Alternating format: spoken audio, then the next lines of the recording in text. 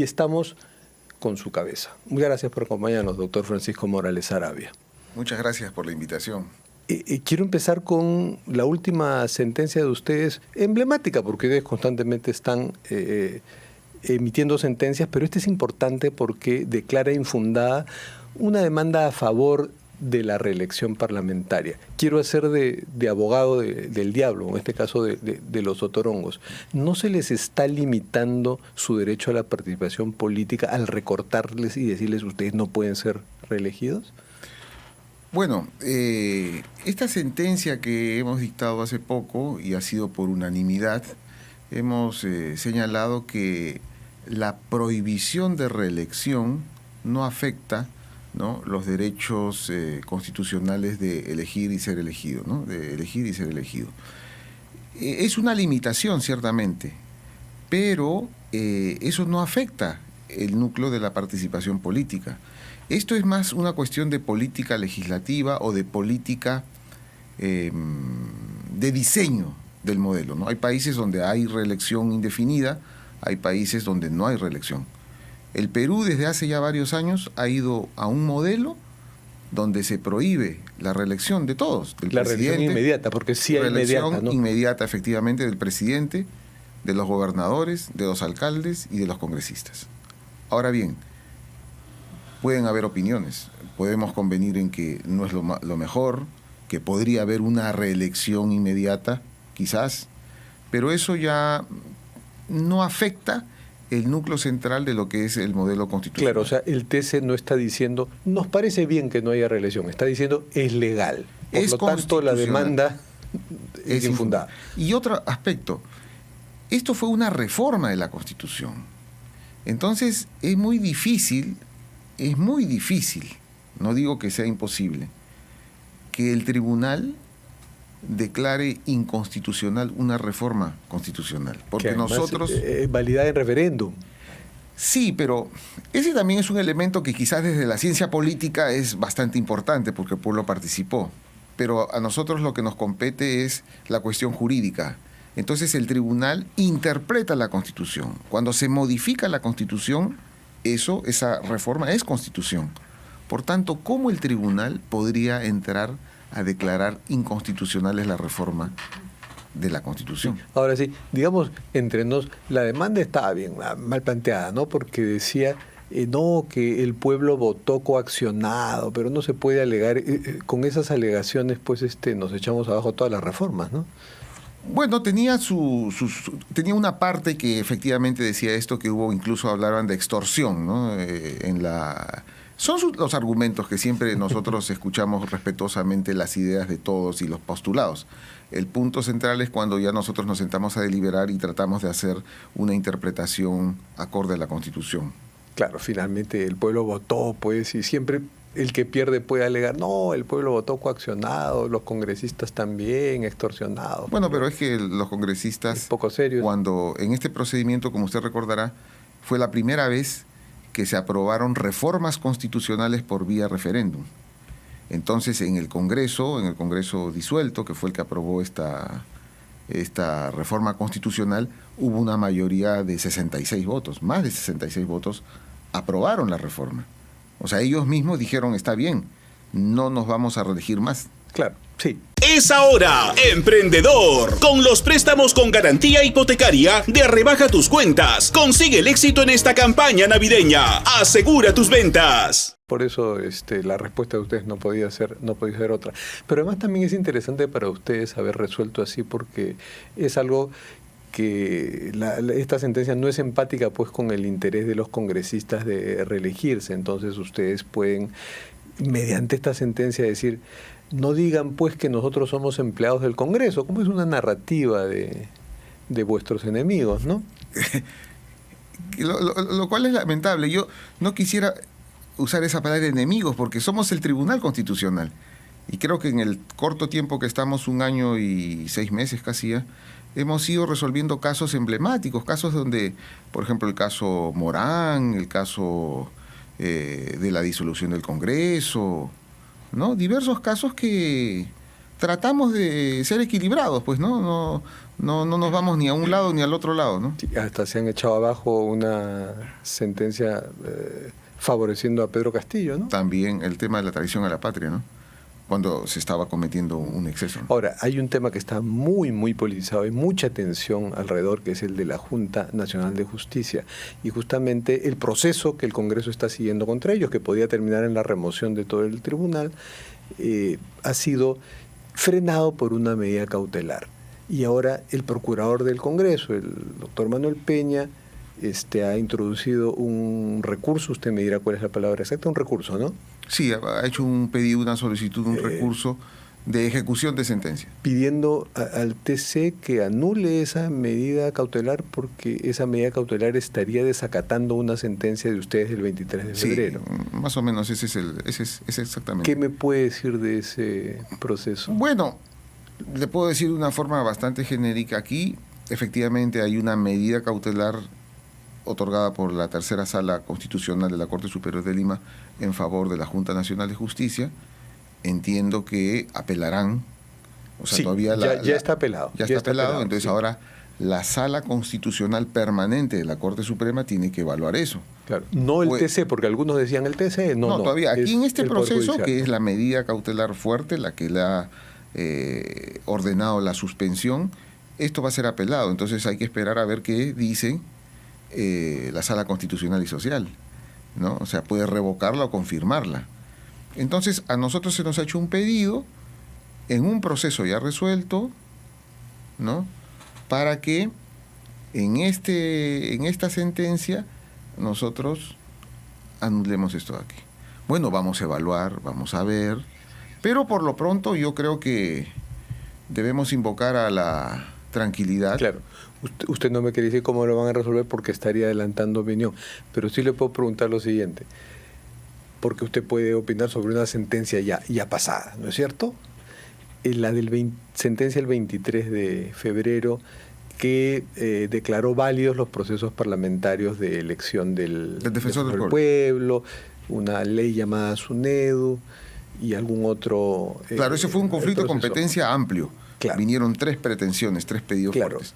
Y ha quedado la percepción en el Congreso de que ustedes pues blindaron los procesos parlamentarios y que son absolutos y que no hay posibilidad de frenarlos con medidas cautelares. El ponente de ese caso, el doctor Gutiérrez, se encargó de dejar claramente establecido que siempre y cuando no se violen los derechos fundamentales... Eso es importante, ¿no? Lo que está diciendo. Claro, nosotros dijimos, sí, efectivamente. La preocupación en ese momento, en este caso, era la elección del defensor del pueblo, ¿no? A través de medidas cautelares de jueces de primera instancia, se suspendían procedimientos parlamentarios importantes. Incluso se llegó a objetar el procedimiento legislativo. Pero justamente se dijo, cuando se trate de casos donde estén involucrados los derechos fundamentales, la vía del amparo es posible. Claro, y en ese caso no habían pues derechos fundamentales porque el sindicato de trabajadores de la Defensoría, que fue el que interpuso la demanda, no estaba en juego sus derechos fundamentales. No, pues no había... Más bien quien debía presentar el amparo, hubiera podido presentar un amparo, era un candidato que no lo dejaban postular o que le impedían la votación, ¿no? Claro. En cambio, en estos casos está pues la integridad laboral, ¿no? La carrera, que son derechos fundamentales de los tribunos. Como usted ha dicho, y lo que es un tema recurrente siempre es la politización de la justicia o la judicialización de la política, ¿no? Esto es porque en parte es malo, pero también es interesante porque vemos que la dinámica política, que es una lucha de confrontación y de poder, a veces requiere un árbitro, requiere un control, un límite. Entonces, por eso es que los órganos políticos o los órganos de gobierno o los órganos constitucionales a veces terminan y derivan en la cuestión judicial, ¿no? Por ejemplo, ha habido casos donde se ha expulsado a un militante de un partido. ¿A dónde acude? Al Poder Judicial. Entonces, en este caso,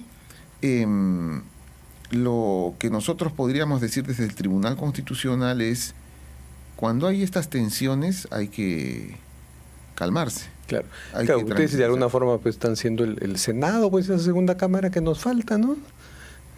Esa es una un planteamiento interesante, ¿no? Que yo no comparto mucho cuando dicen el Senado, porque nosotros no tenemos iniciativa. Sí, es una figura forzada. Sí, yo sé, claro. Forzada. Pero siempre trato de decir, cuidado, no somos un Senado.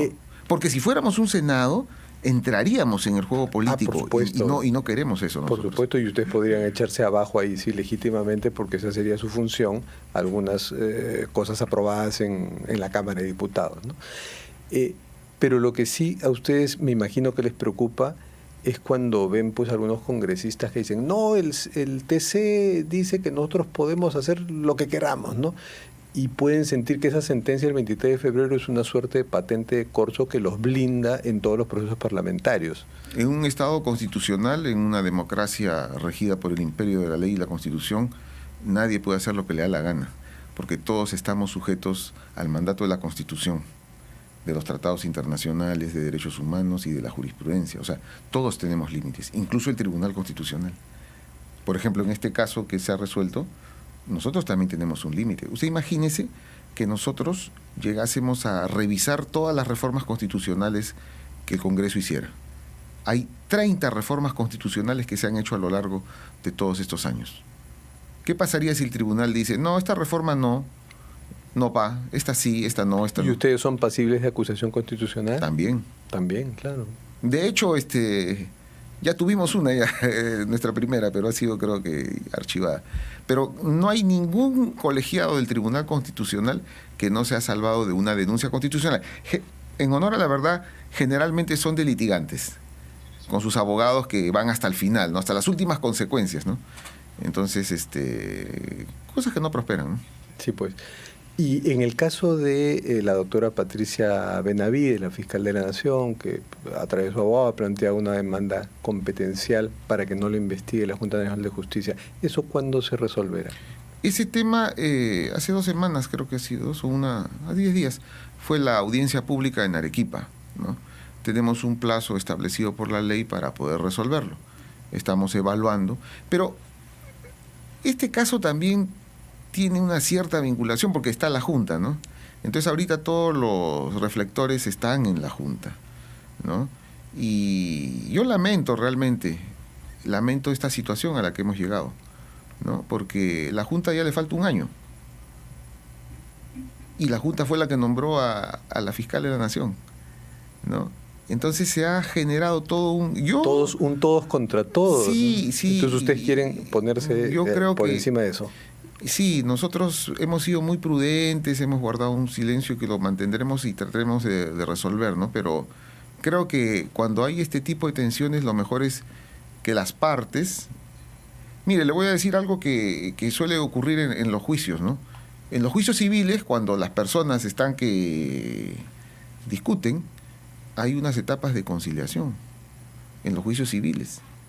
Bueno, aquí estamos frente a unos procesos constitucionales, claro, donde están en juego derechos y competencias. Entonces alguien me podría decir, no, pero ¿qué cosa van a conciliar? Sí, pues, no, pero a mí no me corresponde, porque nosotros resolveremos.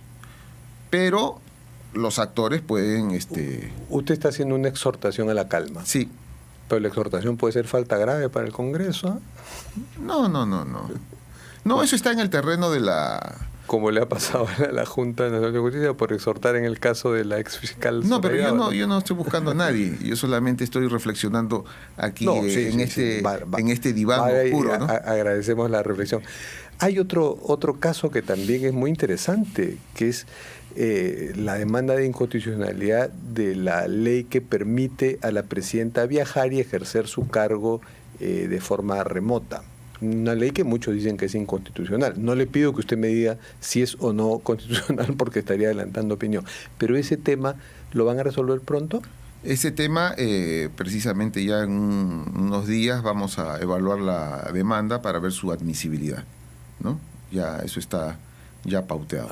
Y le hago una pregunta teórica. O sea, no le pido que me diga si eso no es inconstitucional, sino en el caso de que se decidiera por mayoría o de forma unánime que esa ley es inconstitucional, eso no significa que los viajes que ha hecho la presidenta sean inconstitucionales y sean pasibles ella de ser sancionada por eso.